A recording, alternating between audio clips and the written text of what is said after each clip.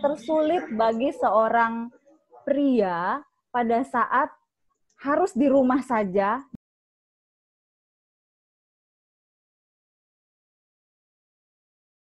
Halo semuanya, welcome back to Isana Arisa Channel. Hari ini aku nggak sendiri ya teman-teman, karena aku ditemani oleh seseorang. Langsung aja ya, perkenalan diri. Silakan. Oke, selamat teman-teman. Perkenalkan, namaku Bonan Immanuel. Saat ini aku bekerja di Perkantas sebagai staf Perkantas melayani mahasiswa. Itu aja sih mungkin ya pengenalannya ya.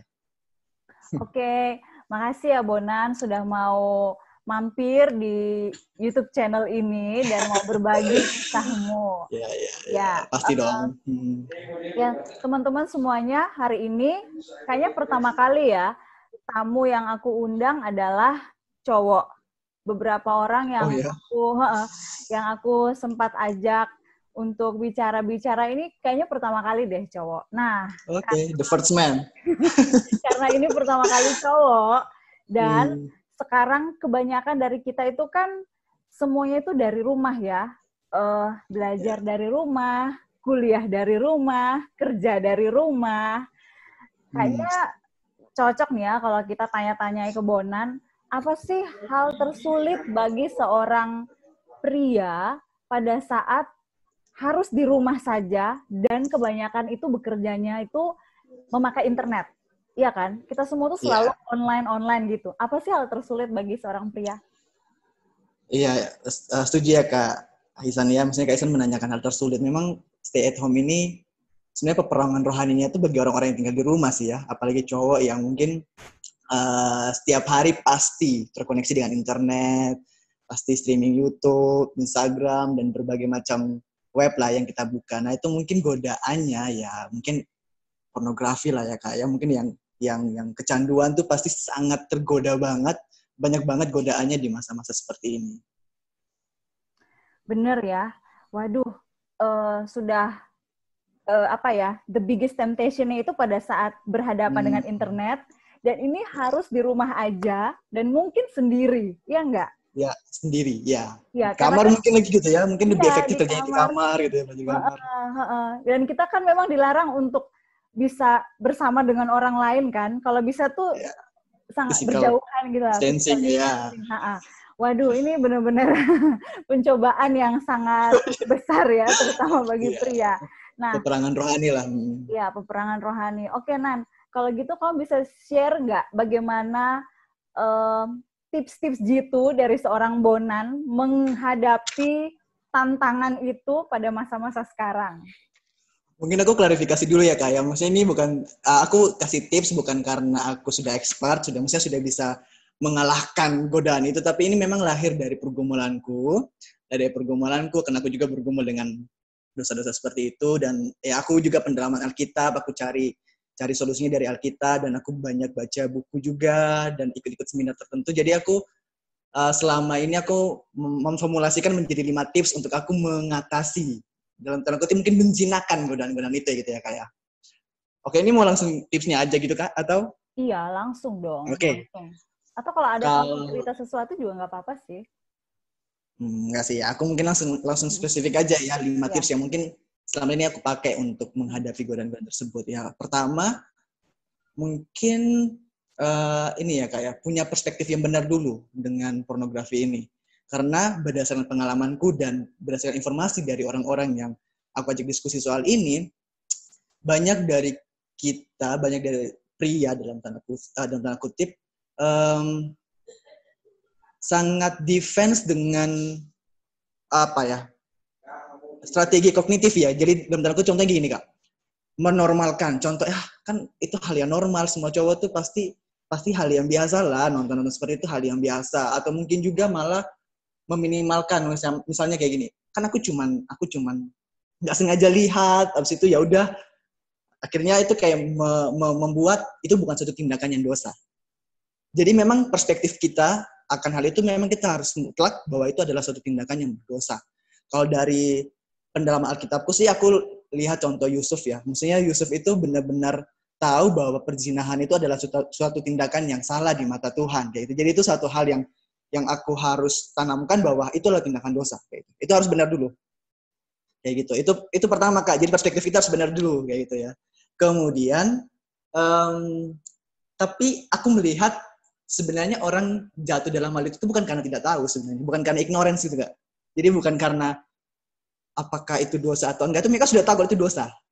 Tapi mungkin sengaja mengalahkan diri, sengaja apa ya, takluk gitu loh Kak.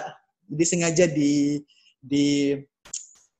dipengaruhi dengan video, mungkin dengan web-web yang ditonton, ini sengaja mengalahkan diri. Kalau aku tuh, misalnya aku sudah kayak mentoleransi, aku pengen nonton, aku tergoda banget, ya aku harus paham, sadar dengan identitas. Itu tips kedua Kak. Jadi benar-benar tahu identitas kamu tuh, apalagi mungkin dalam konteks kita, sebagai, ya dalam kutip murid Kristus lah ya, maksudnya orang-orang yang sudah beriman, ya harus sadar dong identitas kamu, kayak gitu.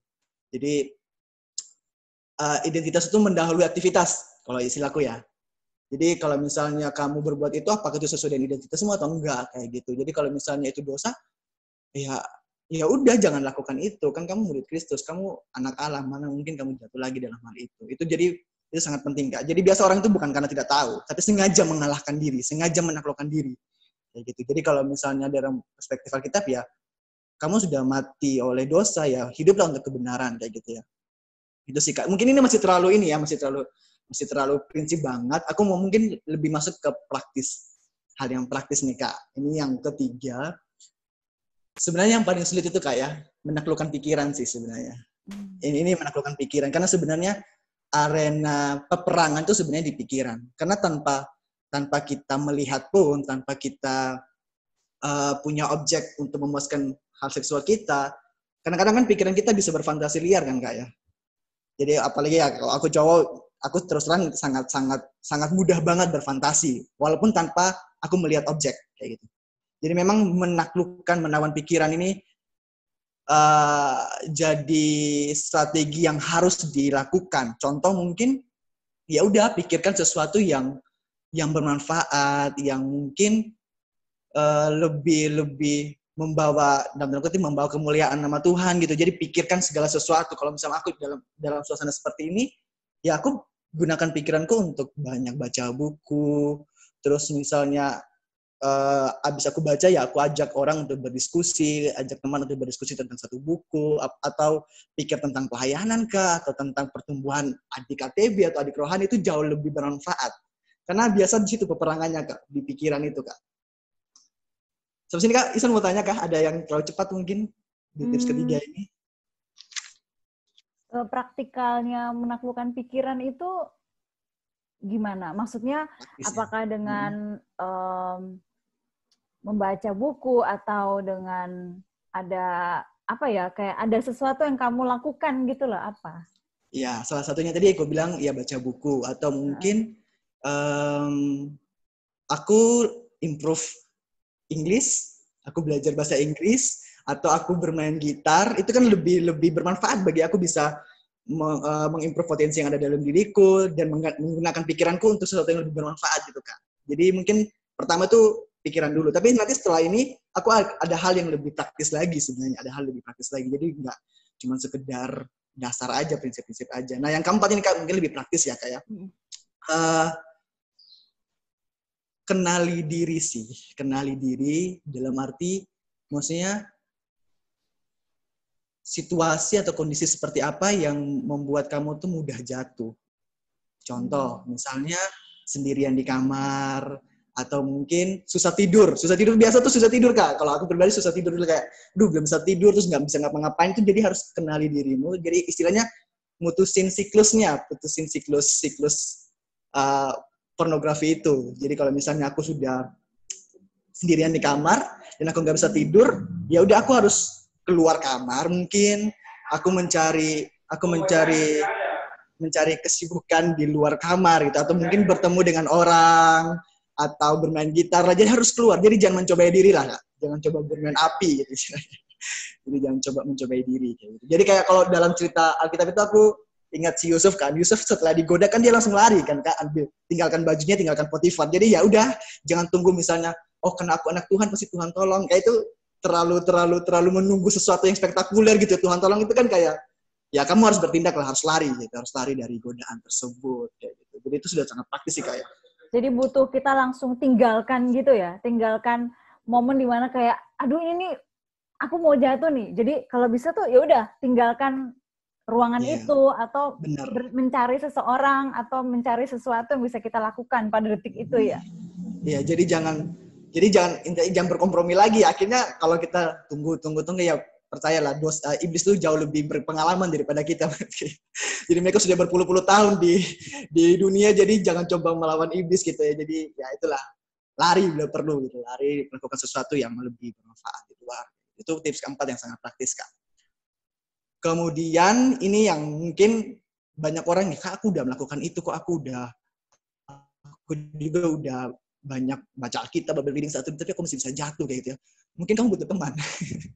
Jadi mungkin butuh teman gitu ya. Jadi dosa-dosa seperti itu memang butuh istilahnya accountability friend gitu ya. Butuh teman akuntabilitas gitu, yang bisa mengontrol kamu, yang bisa tahu kamu dalam minggu ini kamu jatuh nggak ya. Jadi teman itu sebagai protektor juga bisa, yang mengontrol kamu.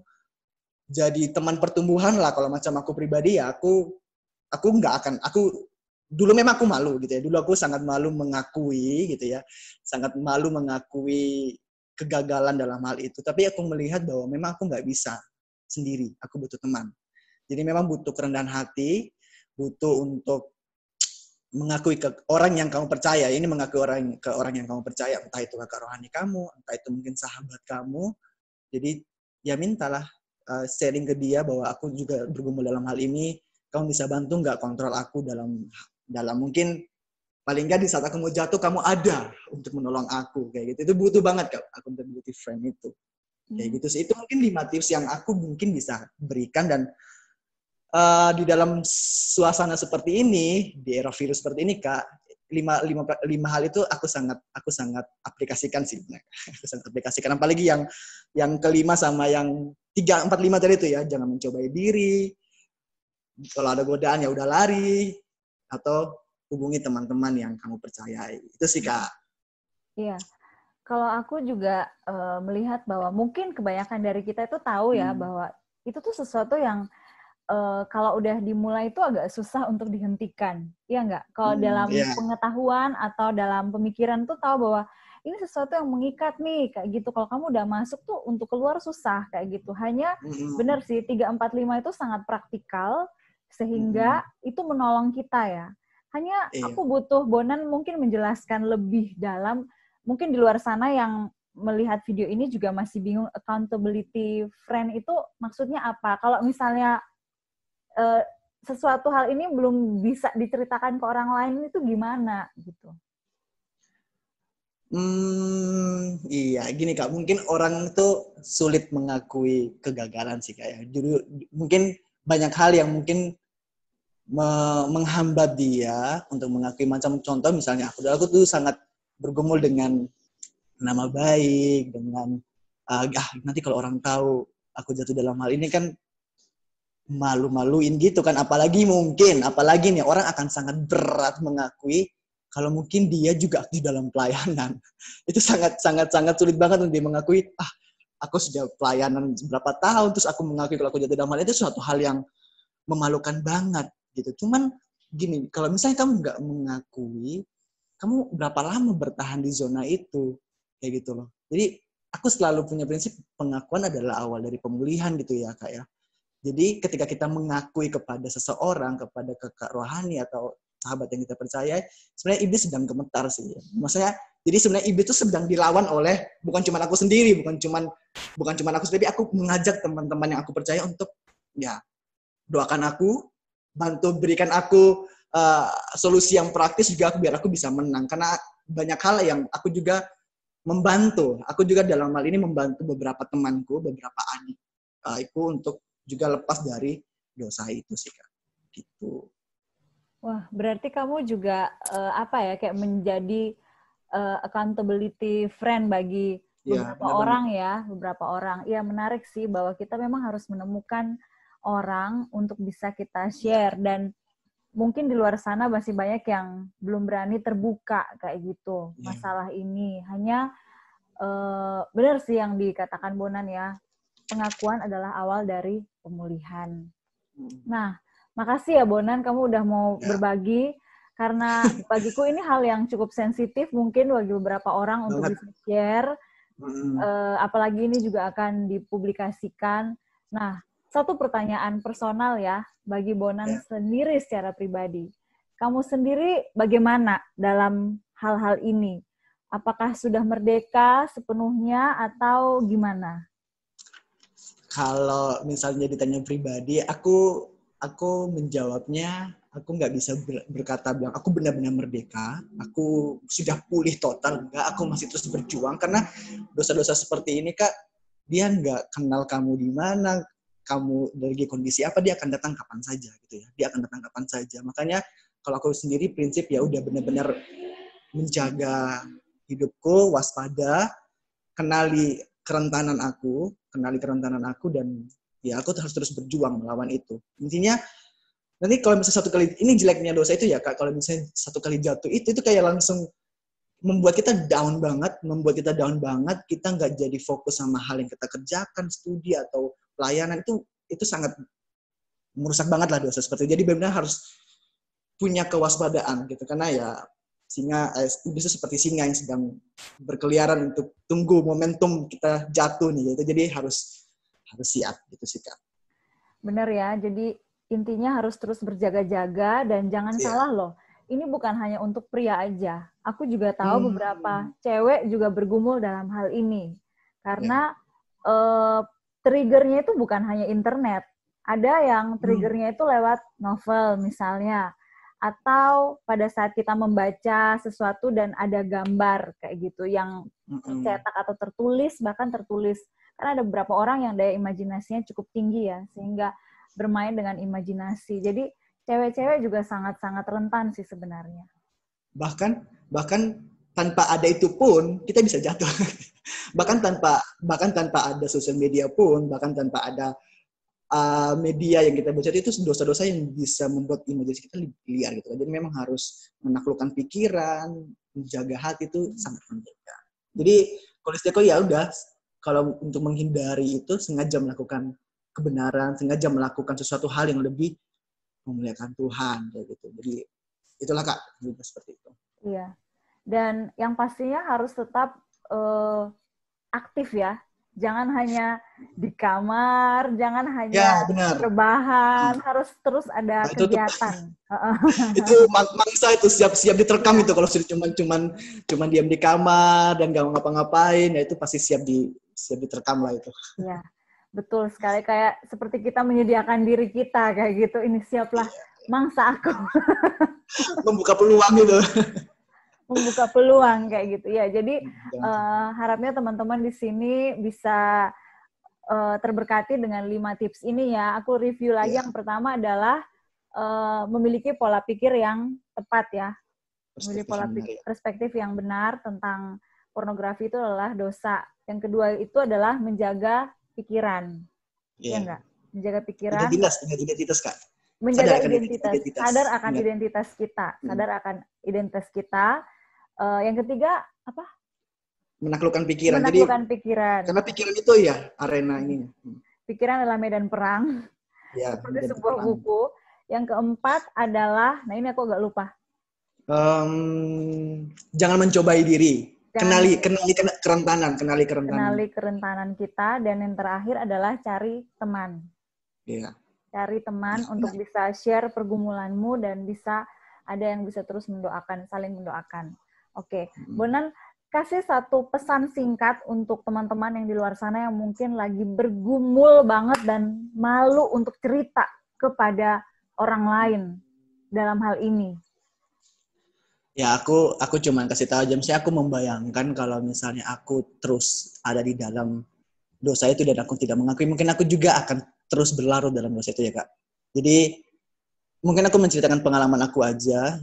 Ketika aku menceritakan kegagalanku, ketika aku mau mengakui kepada kakak rohaniku, dan itu aku merasakan kelegaan sebenarnya. Aku merasakan kelegaan, dan walaupun mungkin awal-awalnya malu, tapi sebenarnya seiring berjalan waktu kita akan kelegaan karena ya kita akan bebas, kita akan merdeka dari dosa itu. Itu iblis sedang gemetar kayak gitu. Jadi iblis sedang gemetar, dan setelah itu bukan berakhir, itu akan banyak peperangan, akan banyak banget iblis yang menggodai kamu untuk jatuh lagi, untuk merusak semua pelayanan kamu, pergumulan yang misalnya untuk menjadi berkat itu dia akan serang banget. Jadi sengaja untuk melakukan kebenaran.